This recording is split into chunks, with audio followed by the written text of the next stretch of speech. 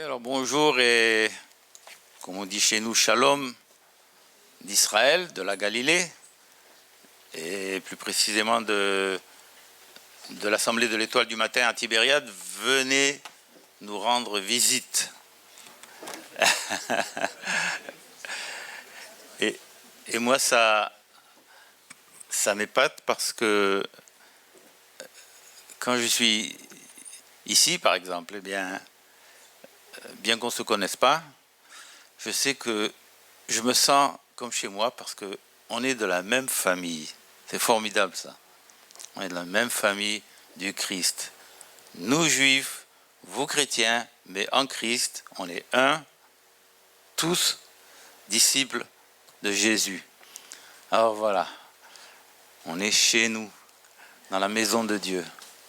C'est formidable ça.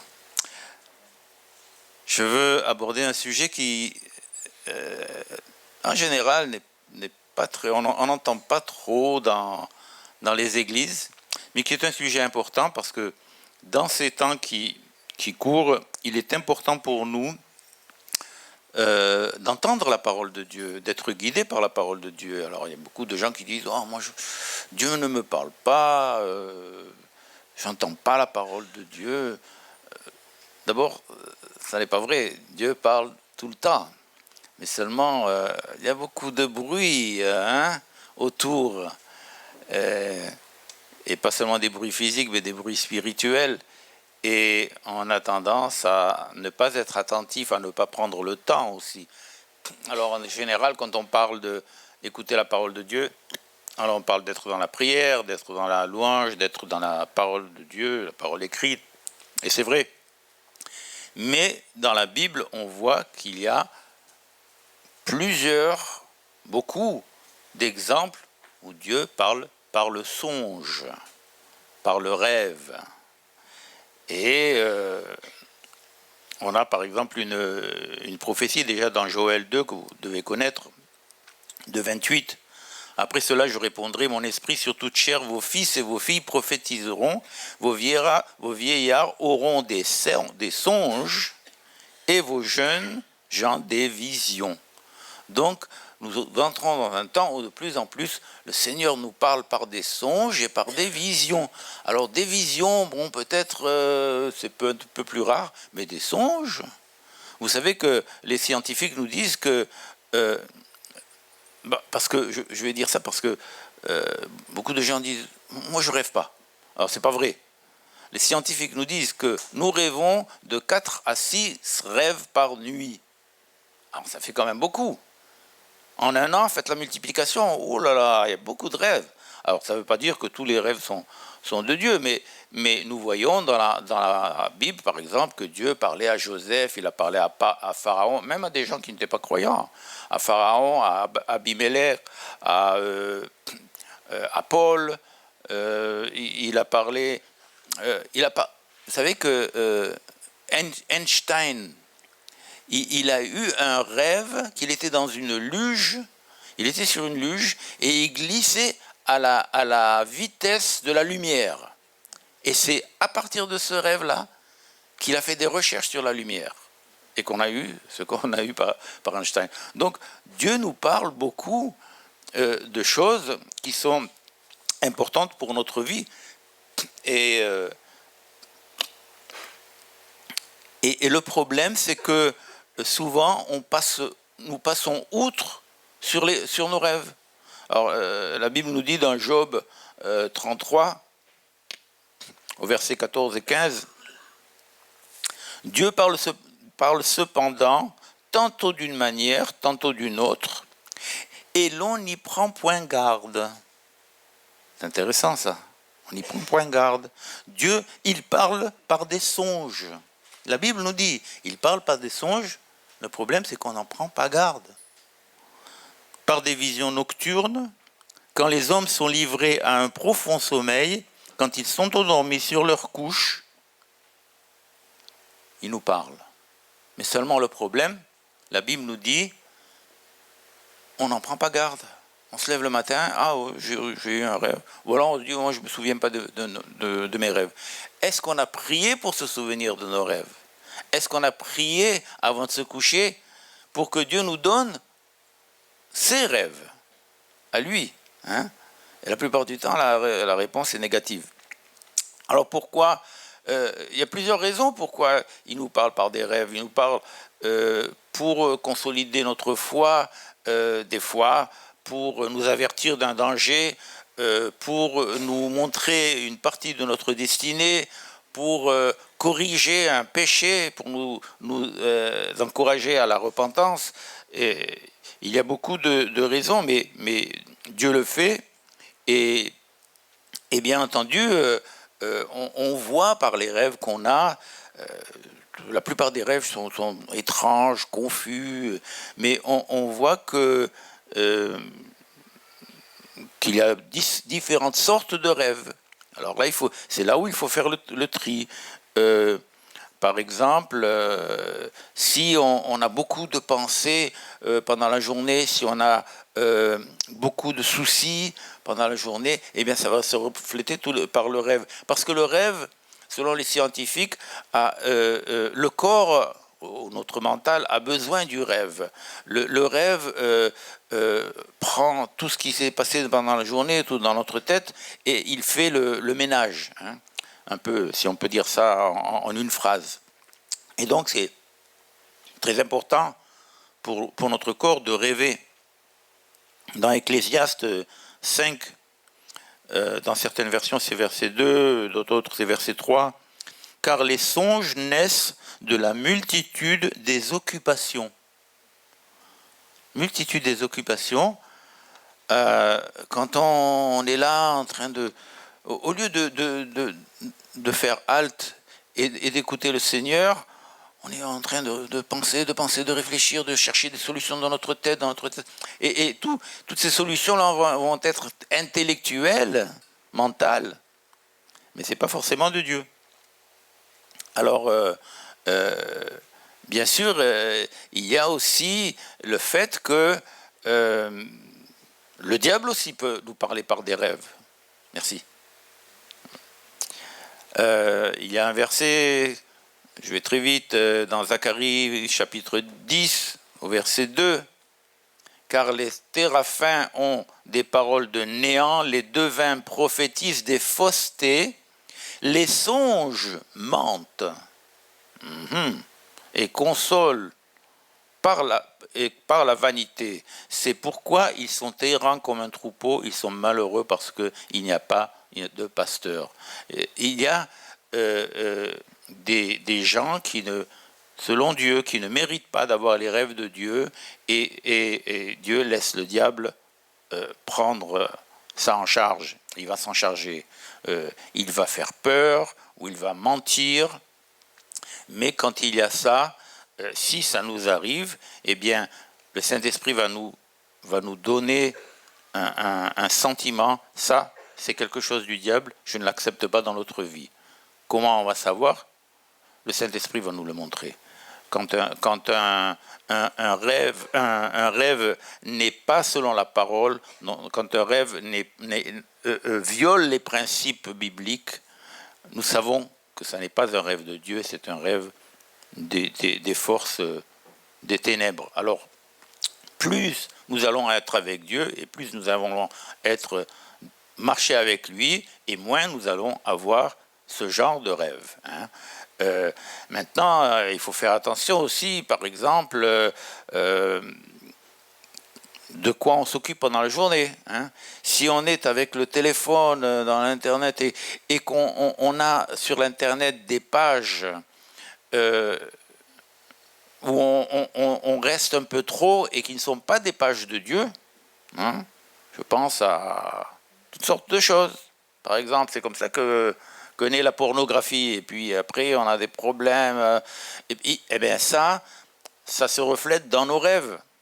Et peut-être que dans ce cas-là, Dieu veut nous montrer du doigt quelque chose qu'il faut arrêter, parce que ça va se refléter dans nos rêves. Quand on a une préoccupation qui n'est pas à sa place, eh bien, ça va se refléter dans le rêve.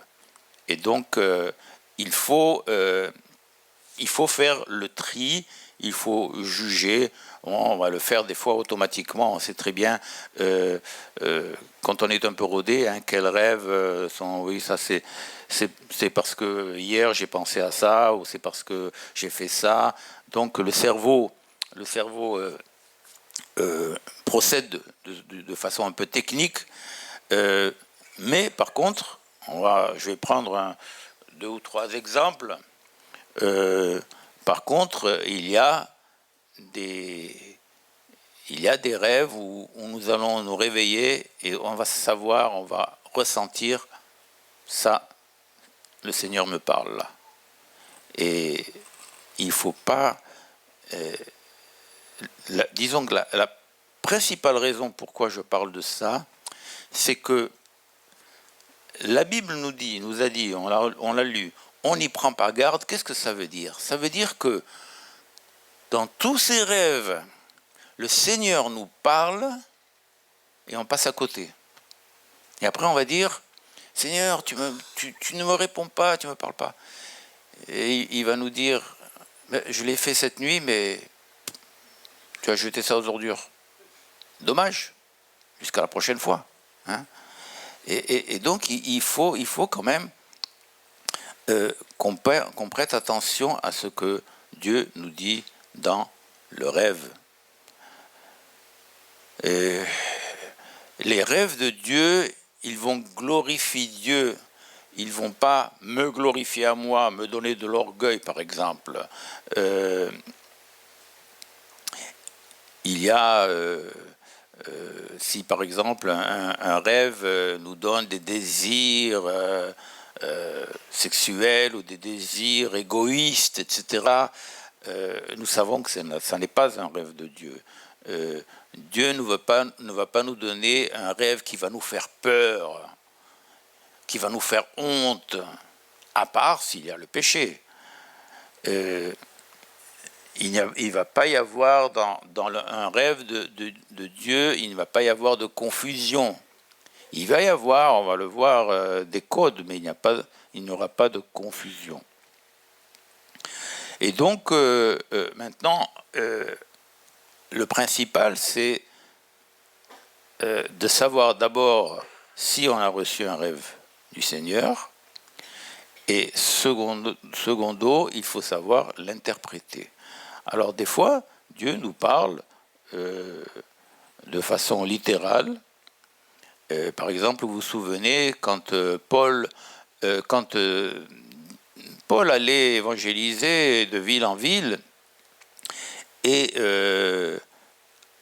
il y avait une certaine direction dans le voyage de Paul, où à un moment, Dieu voulait lui dire, non, tu bifurques, tu vas de l'autre côté. Et il lui donne un rêve. Il lui donne un rêve où il voit un homme de Macédonie qui lui dit viens nous aider. Et là, il se réveille et il sait très bien que ça, c'est un rêve de Dieu. Dieu m'appelle en Macédonie. Donc, je détourne mon chemin et je vais en Macédonie.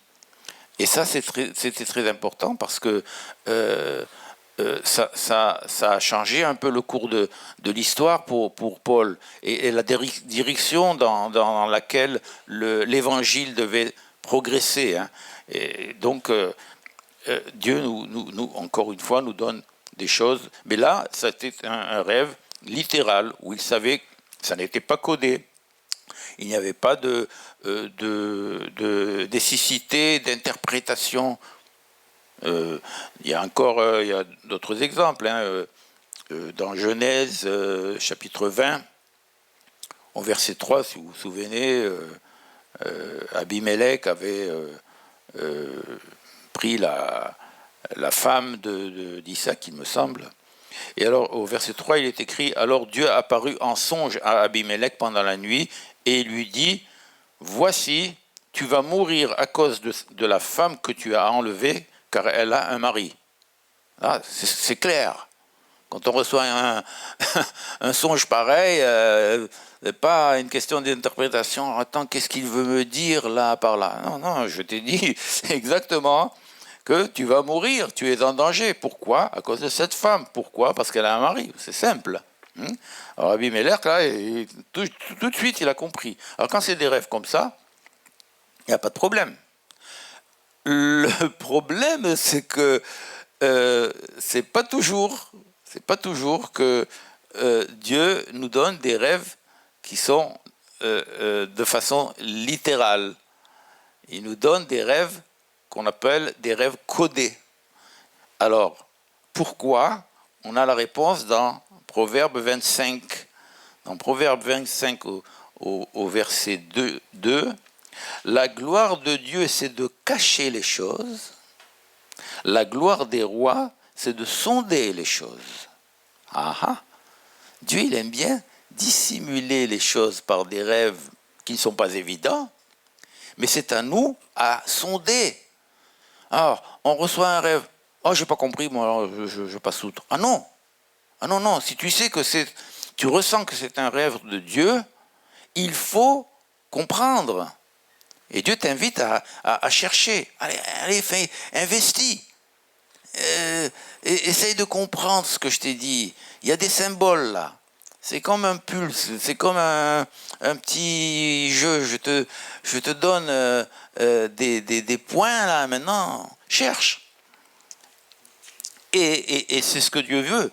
Et là, il y a plusieurs sortes de rêves, mais dans ce cas-là, Dieu va nous donner des codes, mais par exemple, il va y avoir des codes subjectifs, c'est-à-dire que Dieu va nous donner un symbole ou quelque chose qui, alors qu'il sait que subjectivement, dans ma personnalité, je vais comprendre. Alors c'est par exemple quelque chose que je vais comprendre moi par ma personnalité, par ma biographie, mais que pour toi, ça ne te dira rien. Par contre, il va te parler dans un rêve avec un code qui pour toi va te dire, ah oui, tu vas te dire, ah oui, ça je sais parce que c'est ça qui m'est arrivé. Mais pour moi, par exemple, ce code-là, ça ne veut rien dire. Donc, il va prendre en compte cette question de subjectivité, de personnalité, parce qu'il connaît notre personnalité, il nous connaît.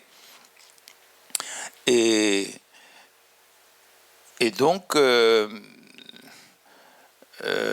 il va y avoir par exemple, alors donc il nous parle en prenant en compte notre personnalité. Il va prendre en compte aussi, il y a des noms qu'on va recevoir par exemple dans des rêves, et il va savoir que pour nous ces noms veulent dire quelque chose. Ou il y a une question de culture, par exemple. Il y a comme par exemple, il y a des expressions en français qui, nous, on va les comprendre automatiquement, mais dans un autre pays, si on traduit ça littéralement, ça ne veut rien dire. Hein. Mais par exemple, pour la France, pour les Français ou pour les francophones, tout de suite, on va dire, ah oui, là, je comprends. Pour les anglophones, ils auront d'autres expressions qui leur appartiennent. Et donc, il y a une question de culture là. Par exemple, je vais vous donner un exemple d'un rêve que j'ai reçu. Alors, je rêve que je vais monter dans un ascenseur. J'arrivais pas à ouvrir la porte. Voilà, aussi, il y a quelque chose, mais je passe outre. J'arrivais pas à ouvrir, et puis il y a un homme qui est responsable de l'endroit, qui vient avec une clé et qui m'ouvre cette porte. Je rentre dans l'ascenseur et je sais où je vais. Je vais dans une ville qui s'appelle Saint-Nazaire. Je descends, j'arrive dans la ville et je vois le port, je vois la mer. Et je vois des gens qui mangent, qui sont heureux dans cette ville. Et je me réveille. Alors, je peux vous dire que ça fait 48 ans qu'on est en Israël. Moi, Saint-Nazaire, c'est loin de mes pensées. Hein. J'avais presque oublié qu'il y avait une ville comme ça qui s'appelait Saint-Nazaire. Et alors, je me réveille et je savais que là, le Seigneur veut me dire quelque chose. Et je dis, Seigneur, attends, il y a des codes là, il faut que tu m'aides. Alors je commence à prier et je reçois. D'abord, le responsable, c'est une figure de Dieu. Le responsable qui a la clé, c'est une figure de Dieu. Dieu me prend dans cette ville. Et il me montre une ville où tout est bien, mais il y a cette perspective de la mer avec des horizons lointains, la liberté, des horizons. Bon, alors là, ça va, mais je lui dis, mais Saint-Nazaire, qu'est-ce que c'est Saint-Nazaire? Ce symbole de nom, là. Tu veux me dire quelque chose? Parce que Dieu, alors il faut prendre tous les détails. Ne rien... Hein, ne rien laisser de côté. C'est comme quand on mange le poulet. Hein, Et alors, saint, je sais ce que c'est. Saint, 3 fois saint. Hein. Mais Nazaire. Alors, je vais sur l'étymologie de cette ville, Nazaire. Pourquoi on appelait ça Saint-Nazaire? Et je découvre que Nazaire vient du mot hébraïque Nazir, qui veut dire, comment on peut traduire ça? Un prophète, ou un homme qui s'est dédié à Dieu. Alors, dans la ville, on a un homme qui s'est dédié à Dieu, et donc il se rase, etc. Il ne boit pas de vin, il ne boit pas d'alcool. Et il s'avère qu'au temps de l'occupation romaine, l'empereur Néron avait persécuté les chrétiens, et il y avait un homme comme ça qui s'était dédié à Dieu et qui avait été persécuté et que les Romains avaient tué. Donc, Saint-Nazaire, ça veut dire tu vas aller dans une ville, tu vas aller dans un... pas dans une ville, mais tu vas aller dans...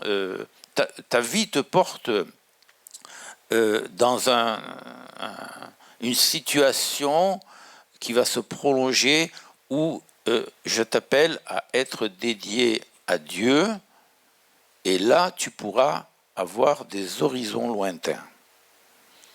Tout le rêve prend une signification.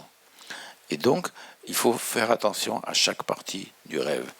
Alors, il va y avoir toutes sortes de symboles. Symboles des couleurs, symbole des nombres aussi, par exemple. On a dans Genèse un symbole numérique qui est littéral. Dans Genèse 40, versets 18 et 19, vous vous souvenez, quand le boulanger qui était dans la cellule avec Joseph a eu un rêve et il lui demande à Joseph, explique-moi, je ne comprends pas, les corbeilles sur ma tête, tout ça... c'est tout codifié, quoi. Et Joseph lui donne l'explication. Joseph répondit et dit, voici l'explication. Les 3 corbeilles sont 3 jours. Ah, il fallait savoir. Encore 3 jours, et Pharaon enlèvera la tête dessus toi, te fera pendre à un bois, et les oiseaux mangera ta chair. Ah, ben ça va. Il était content le boulanger. Mais 3 corbeilles, ça voulait dire 3 jours. Et il fallait le savoir. Donc le Saint-Esprit va nous montrer, si c'est un cas comme ça, le Saint-Esprit va nous dire, bon, les 3 corbeilles, ça veut dire 3 jours. Allez, voilà, je te donne la solution. Et c'est comme ça que Joseph... D'ailleurs, Joseph, il avait dit à Pharaon, quand Pharaon lui dit, voilà, j'ai rêvé des 7 vaches maigres, des 7 vaches grasses, je ne sais pas ce que ça veut dire. Alors, encore une fois, 7, c'est 7 années. Mais Joseph, il lui a dit, écoute, moi, je ne sais pas. Je ne sais pas interpréter les rêves. Mais Dieu sait. Il est allé prier, il a reçu l'interprétation. Ça veut dire que ce n'est pas forcément un don. Non, si Dieu nous donne un rêve de lui, eh bien, c'est qu'il sait qu'on peut l'interpréter. Mais seulement, il faut faire un peu de recherche. Un petit peu de recherche. Ça suffit. Alors, des fois, on a un nombre 530. Alors, si on prie, ça peut être, je dis, ça peut être 5h30. Ou alors 275, ça peut être le 27 du 5e mois. Je dis ça comme ça, mais je veux dire, ça c'est le Seigneur va nous donner l'explication. Il faut prier, le Seigneur va nous donner l'explication. Ça n'est pas dur. Vous allez voir que si vous vous y mettez, si vous demandez à Dieu, Dieu va vous donner l'explication. Il ne faut pas... parce que moi quand le Seigneur a commencé à me parler, à me dire... parce que j'ai dit, je rêve beaucoup pendant la nuit. Parce que je me lève pour aller aux toilettes, et puis je reviens. Donc je me souviens du rêve précédent, et puis après il y a un autre rêve, un autre rêve. Bon, des fois je me souviens de 3 rêves. Alors, je me dis, oh non, cela, c'est pas de Dieu. Mais des fois, il y a un rêve où je ressens, ah, c'est de Dieu. Par exemple, je vais donner un autre exemple. Il y avait, je devais passer une analyse et j'étais un peu bousculé dans mes pensées, comment ça va se faire, ça se présentait pas trop bien. Et donc, la nuit, je rêve, et je rêve d'un endroit où je suis avec beaucoup de personnes, mais tous cherchaient un matelas. Ils avaient besoin d'un matelas. Ils étaient en train de courir, de chercher un matelas. Et puis moi aussi, j'avais besoin de... Je dis, moi aussi, j'ai besoin d'un matelas. Et je cherche, je ne trouve pas, les gens ne trouvent pas. Il y avait un manque de matelas. Et il y a un homme qui me dit, ben écoute, il y a un homme là-bas, il s'appelle Théo, et il distribue des matelas, mais vas-y vite parce qu'il en a plus trop, et puis les gens, ils vont tous chez lui pour prendre un matelas. Alors j'arrive, je vois Théo, et une foule de gens, ils sont là, ah, donne-moi un matelas, un matelas. Et moi j'arrive, je lève même pas le bras, et il me regarde, et il dit à ses serviteurs, qui donnaient les matelas, il dit à ses serviteurs, donnez un matelas à Claude parce qu'il a encore un long chemin. Et je me réveille. Elle me réveille, je dis, enfin, je savais, c'est de Dieu. Le matelas, alors je demande à Dieu, alors tout de suite, le matelas, c'est le repos. Hein, le matelas, c'est le repos. Moi, j'ai été perturbé par cette analyse, et le Seigneur me dit d'abord, il te faut un matelas. Il te faut être dans mon repos. Maintenant, va chercher ce matelas. Ce matelas, tu vas le chercher chez un homme qui s'appelle Théo. Réfléchis un peu. Théologie, c'est Dieu. Tu vas à Dieu pour trouver le repos des âmes. Tu vas à Dieu, et quand je vais à Dieu pour chercher ce repos, il me donne une parole de connaissance. Tu as encore un long chemin. Ah ben c'est bien ça. Parce que quand le diable vient me dire, ah tu vois, tu es malade, alors je prends les analyses de sang, oh tu vas être malade, et ça a un danger de mort. Je lui dis, ah non, non, non, non, non. Parce que Dieu m'a dit dans le rêve, tu as encore un long chemin. Je repousse cette pensée. Ça n'est pas pour demain. Je regrette pour ceux qui voulaient se débarrasser de moi. Non. Donc, le rêve m'a donné une assurance que je n'avais pas auparavant. Mais vous voyez, encore une fois, le Seigneur nous appelle à prêter attention sur les rêves que nous avons, faire le tri, et donc il nous faut prier Seigneur, donne-moi ton rêve. Et s'il n'y a pas de rêve de toi, eh bien, donne-moi la paix dans mon sommeil. Mais on peut prier aussi, Seigneur, laisse-moi reconnaître ton rêve, ta parole. Je veux reconnaître ta parole. Et quand on la reçoit, quand on a un rêve de lui, Seigneur, je veux que tu me donnes l'interprétation de ta parole. Quand on commence à prier là-dessus, vous allez voir que vous allez avoir plus de rêves, c'est-à-dire vous allez pouvoir identifier les rêves de Dieu et vous allez entendre sa parole par les rêves plus fréquemment. Parce qu'avant, on arrivait des rêves, on n'y prêtait pas attention. On se dit, écoute, eh bien non, il faut prêter attention et vous allez voir que c'est un outil très utile, très utile. Pourquoi? Peut-être parce que Dieu veut nous parler par des rêves, parce que pendant la journée, on est trop occupé. On a notre mental trop occupé, ou alors physiquement on a trop le temps, et puis on arrive à la maison, on est fatigué, on est là, on n'a pas tellement le temps d'être avec Dieu, de prendre du temps avec Dieu. Et aussi parce que pendant la journée, si Dieu nous donne quelque chose, nous parle, il va y avoir, notre âme va peut-être se rebiffer, s'opposer.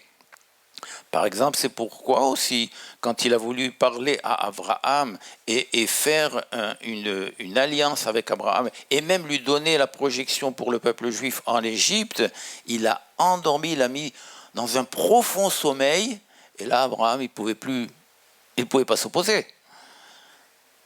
Hein, là, je vais te parler, Abraham. Là, tu peux pas t'opposer, et il lui donne des choses très importantes. Il fait avec Abraham a un songe, et là, il peut communiquer avec Abraham. Quand on rêve, on reçoit, on voit quelque chose. Et Dieu nous mène par son chemin. Donc, c'est très important. Enfin, je le dis parce que moi aussi, auparavant, je faisais même pas attention aux rêves, et je présume que il y a eu des rêves de Dieu qui étaient importants et que j'ai manqué. Hein. Mais là, il y a la repentance et on dit, Seigneur, voilà, j'en ai manqué beaucoup, mais là maintenant, je veux t'écouter. Je veux que tu me donnes ton rêve. Et je veux que tu me donnes aussi ton interprétation afin que je sache ce que tu veux me dire. Même si pendant la journée, je n'ai pas le temps, mais là pendant la nuit, tu sais que je suis à toi. Voilà.